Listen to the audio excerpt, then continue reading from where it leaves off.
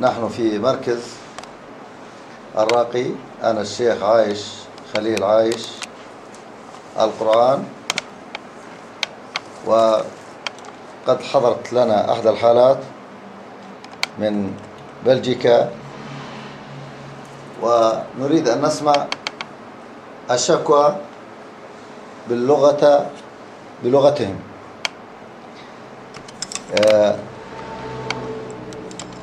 تفضل، كيف بدأت الحالة عندك؟ وما هي الأعراض؟ ومن ثم نترجم إن شاء الله. تفضل. بالفرنسية؟ نعم، تكلم باللغة الفرنسية.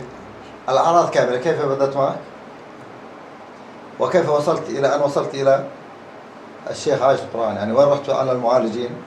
رحت على 1 2 10، إيش عملوا معك؟ ضربوك، خنقوك، أعطوك زيوت، أعطوك بخورات، عرفت كيف؟ إلى أن وصلت إلى هنا. تفضل إن شاء الله. Mon mal, il a commencé il y a plus ou moins 10 années de ça. J'ai commencé tout d'un coup, d'un jour à l'autre, en fait, à avoir énormément de waswas au niveau de la religion. C'est-à-dire que j'étais, vers l'âge de 15 ans, j'étais vraiment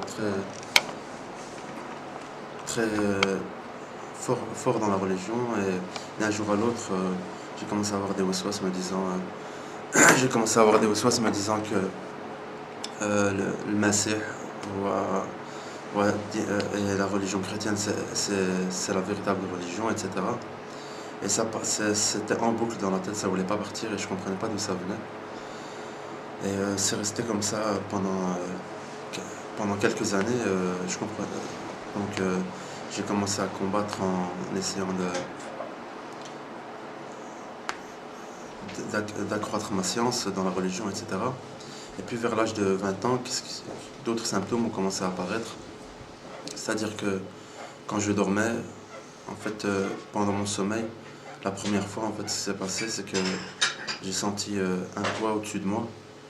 Et quand j'ai ouvert les yeux, j'ai vu une femme au-dessus de moi qui me regardait.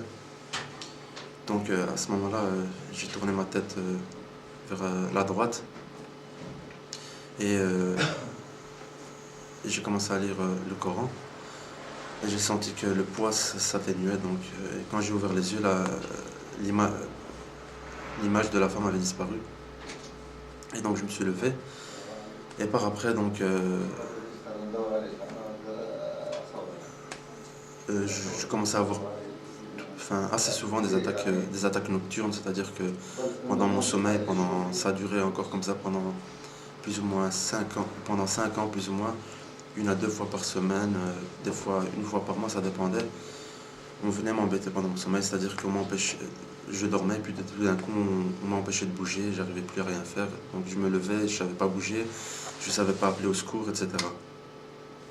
Mais l'état c'est véritablement aggravé il y a plus ou moins, il y a de ça 2 années. C'est-à-dire qu'en fait j'ai commencé à surpasser un peu ces wasawis, etc.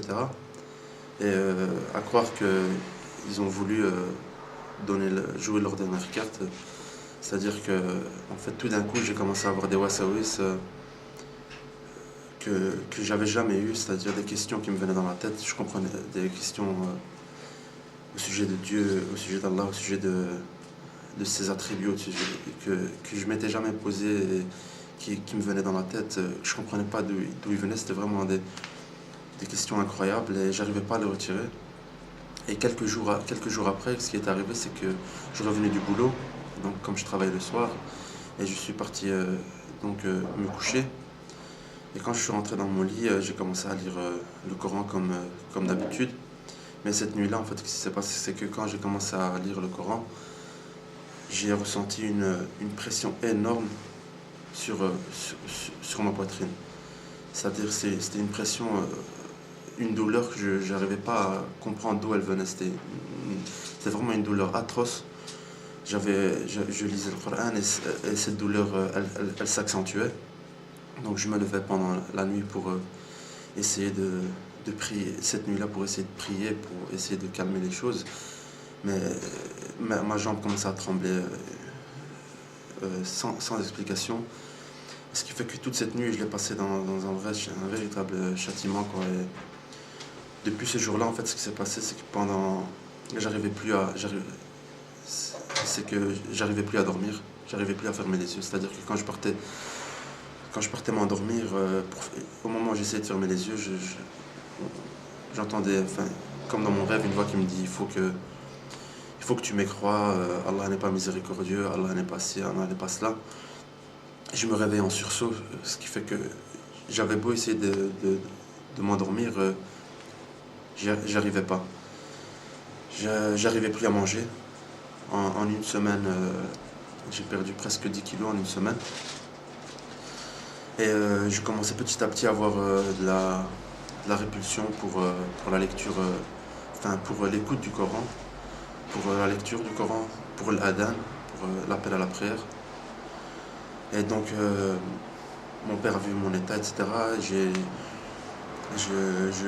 J'avais une peur noire, vraiment une peur bleue de rester tout seul. Et donc, mon père m'a amené des personnes qui font la ruqya, etc.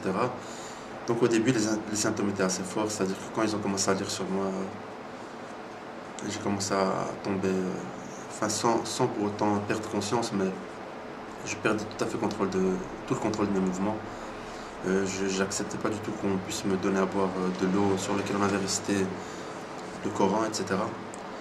Puis quelques temps après, je suis parti au Maroc. Un mois après de ça, en fait, je suis parti au Maroc chez une personne à Casa qui utilise le djinn. Et qu'Allah me pardonne. Et c'est vrai que quand je suis parti chez lui, à partir de ce jour-là, divers symptômes ont disparu. C'est-à-dire que depuis ce jour, j'arrive à manger, j'arrive à dormir. J'avais plus la pression intense que je ressentais dans ma poitrine. Mais